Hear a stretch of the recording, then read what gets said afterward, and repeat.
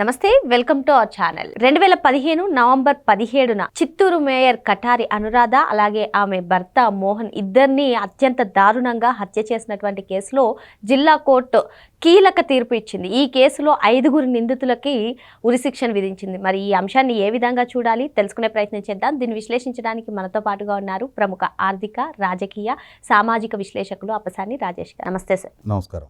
దాదాపు 10 ఏళ్ల తర్వాత కీలక పరిణామం చోటు చేసుకుందని చెప్పవచ్చు సార్. చిత్తూరు మేయర్ అప్పట్లో మున్సిపల్ ఆఫీస్లోనే దారుణంగా హత్య గావింపబడిన కటారి అనురాధ, మోహన్ మరి వాళ్ళ మేనలుడే అత్యంత దారుణంగా చంపించారనే వాదనలు ఉన్నాయి. ఈ కేసులో 5 ఉరిశిక్ష వేయడాన్ని ఏ విధంగా చూడాలి? Justice can be delayed but justice can't be denied అనే స్లోగన్కి ఉదాహరణ అంటారా? ఏం చెప్తారు? ఇప్పుడు వాస్తవంగా ఆ సంఘటన జరిగిన అంటే చిత్తూరు కార్పొరేషన్ ఆఫీస్లో మేయరు అనురాధ గారిని, వారి భర్త మోహన్ గారు, వారిరువురు చిత్తూరు పట్టణంలో చాలా బలమైన తెలుగుదేశం నాయకులు. 2014-19 మధ్యకాలంలో చంద్రబాబు నాయుడు గారు విభజిత రాష్ట్ర తొలి ముఖ్యమంత్రిగా వారి ప్రభుత్వం కొనసాగుతున్న రోజుల్లో ఈ సంఘటన జరిగింది. ఆ వార్త విన్న రోజు రాష్ట్రం విస్తుపోయింది. కారణం ఏంటి అంటే వారిని చంపింది వారి కుటుంబ సభ్యుడే, మోహన్ గారి స్వయాన మేనలుడు.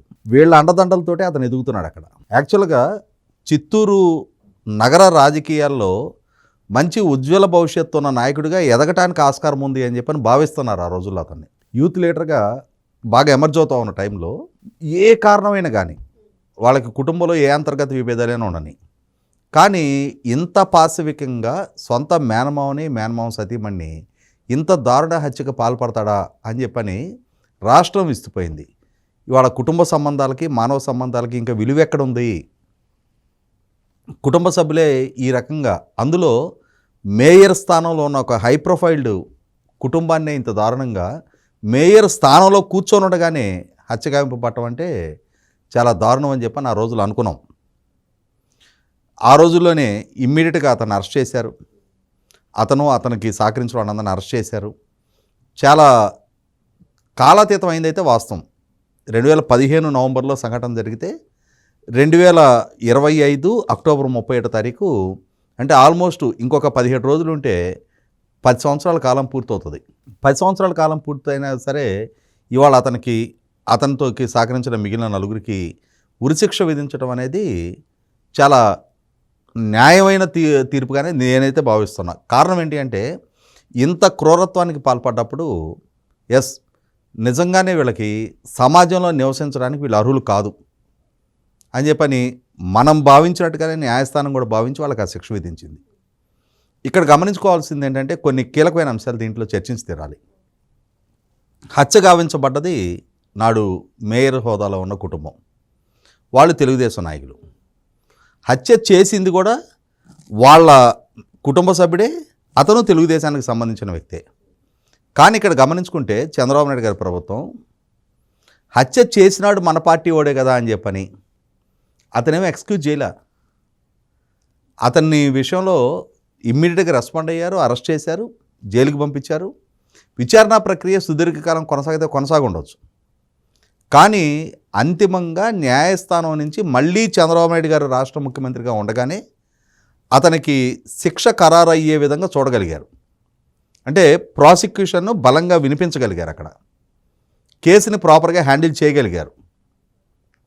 ఈ మధ్యకాలంలో ఎప్పుడో 2015లో జరిగింది కదా, ఇవాళ మనం ప్రాధాన్యతలు మార్చుకుందాం, వాడు యంగ్స్టరు, మన పార్టీలో మనకి రాజకీయంగా ఉపయోగపడటానికి ఆస్కారం ఉంది, ఈ కేసులో నుంచి కాపాడదాం అని చెప్పని కనుక చంద్రబాబు నాయుడు గారు ఆలోచించున్నట్టయితే కాపాడటం పెద్ద ఇష్యూ కాదు.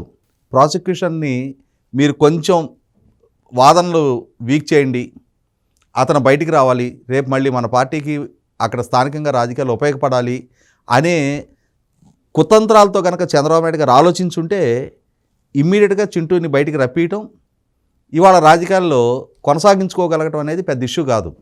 నేను ఎందుకు చెప్తున్నానంటే ఈ మాట, మనం చూసాం 2019లో వివేకానంద రెడ్డి గారు జగన్మోహన్ రెడ్డి గారికి స్వయాన చిన్నాన్న దారుణ హత్యకు గురయ్యాడు. ఆ కేసులో కూడా ఆరోపణలు ఎవరి మీదకి వచ్చినాయి? వాళ్ళ కుటుంబ సభ్యుల మీదకి ఆరోపణలు వచ్చినాయి. వైఎస్ వివేకానంద రెడ్డి గారి హత్యలో ఎక్యూజ్ నెంబర్ 8గా ప్రస్తుత కడప ఎంపీ, నాడు కూడా కడప ఎంపీగానే ఉన్న అవినాష్ రెడ్డి ఆ కేసులో బాధ్యుడిగా ఉన్నాడు. అవినాష్ రెడ్డి కానీ వాళ్ళ నాయన భాస్కర్ రెడ్డి కానీ వివేకానంద రెడ్డి గారికి ఫస్ట్ కజిన్స్.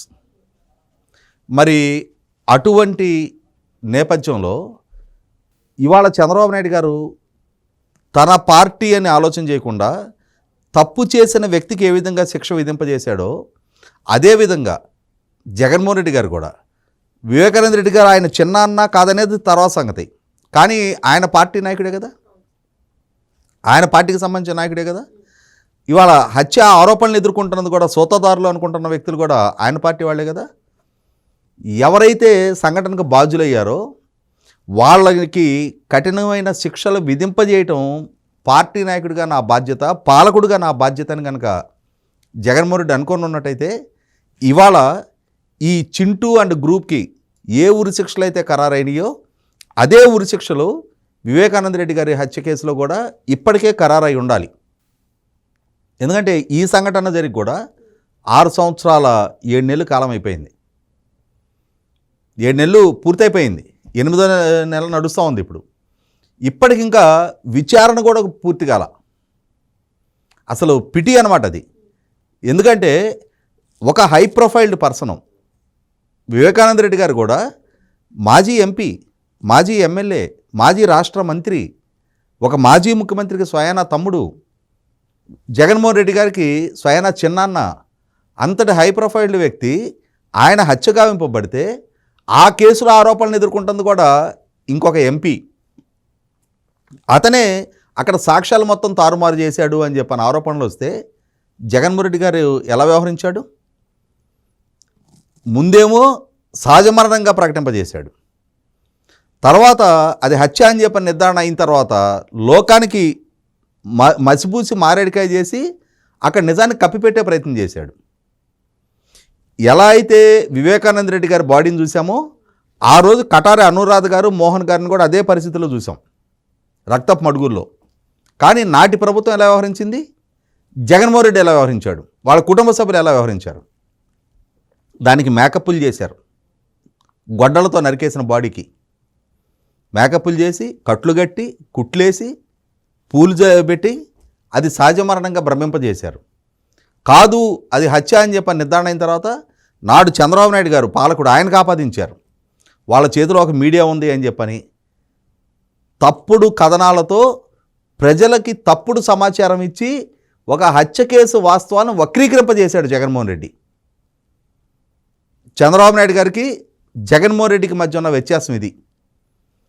ఆ కేసు జగన్మోహన్ రెడ్డి పాలకుడిగా వచ్చిన తర్వాత తన సొంత చిన్నాన్న హత్యగావించబడితే ఆ కేసు విచారణకు ఆయనే ప్రతిబంధకాలు సృష్టిస్తుంటే అప్పుడు వాళ్ళ చిన్నాయన కుమార్తె ఆమె కోర్టుకెళ్ళి సిబిఐ విచారణ తీసుకొచ్చుకొని సిబిఐ ద్వారా విచారణ చేయిస్తూ వీళ్ళు చెరిపేసిన సాక్ష్యాధారాలు మొత్తాన్ని కూడా మళ్ళీ అధునాతన టెక్నాలజీతోటి ఎవరెవరు బాధ్యులు, ఎవరెవరికి ఎంతెంత డబ్బు ముట్టింది, ఎవరెవరి దగ్గర ఈ డబ్బు ఉంది అనేది కూడా డబ్బు కూడా రికవర్ చేసుకొని కొందరిని 164 స్టేట్మెంట్ ద్వారా అప్రూవర్లుగా మార్చుకొని విచారణ చేస్తుంటే ఎక్కడ లేని ఉలికిపాటుతోటి ఆ సిబిఐ అధికారుల మీద దాడులు చేస్తామని బెదిరించారు. సిబిఐ అధికారుల మీద కేసులు పెట్టారు. సొంత చిన్నాన్న కుమార్తె మీద కేసులు పెట్టించాడు. అంటే పాలకుడుగా చంద్రబాబు నాయుడు గారు ఎలా వ్యవహరించాడు? నేరస్తులని నేరస్తులుగా చూశాడు ఆయన. పార్టీ అఫిలియేషన్ చూడాల. ఈ మధ్య చూసాం మనం రీసెంట్గా ఈ కల్తీ మద్యం అంశంలో జయచంద్రారెడ్డి ప్రస్తావన వచ్చింది. ఇమ్మీడియట్గా జయచంద్రారెడ్డిని సస్పెండ్ చేశారు.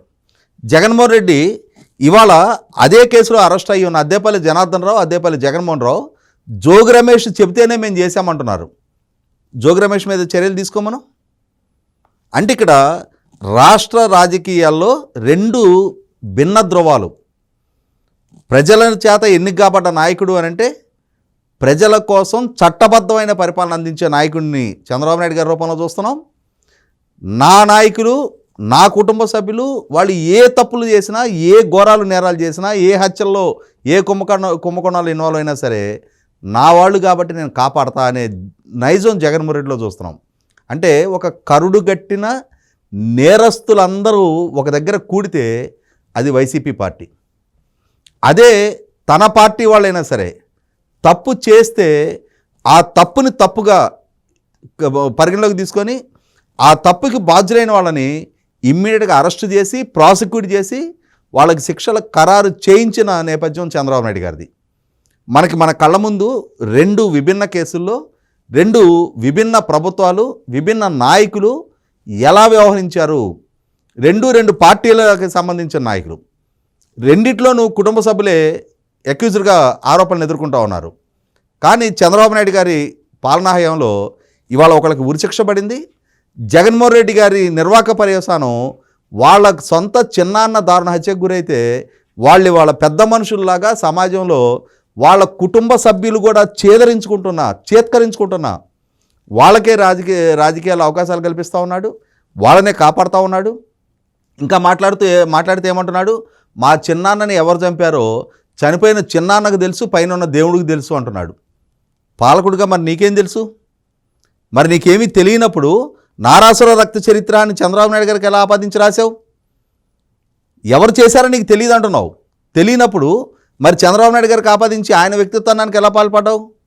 అంటే రాజకీయాల్లో నీ ప్రత్యర్థి కాబట్టి ఆయన వ్యక్తిత్వానికి కోసం పాల్పడటం కోసం ఏ స్థాయికైనా దిగజారుతావా? ఇది జగన్మోహన్ రెడ్డి గారు, అది చంద్రబాబు నాయుడు గారు.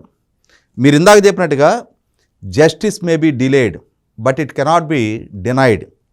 ఇవాళ కటారి అనురాధ గారిది, మోహన్ గారి హత్యల్లో కుటుంబ సభ్యుడే చేసిన దారుణ హత్యని కుటుంబ సంబంధాలు అతను కాదు అనుకొని ఒక పాశవిక చర్యకి పాల్పడ్డప్పుడు ఆ కుటుంబ సంబంధాలకు అతీతంగానే అతను చేసిన నేరానికి ఉరిశిక్ష విధించడం అనేది ఒక సరైన తీర్పుగానే నేను కూడా భావిస్తూ ఉన్నా. మరో అంశంతో మళ్ళీ కలుద్దాం. Thank you sir.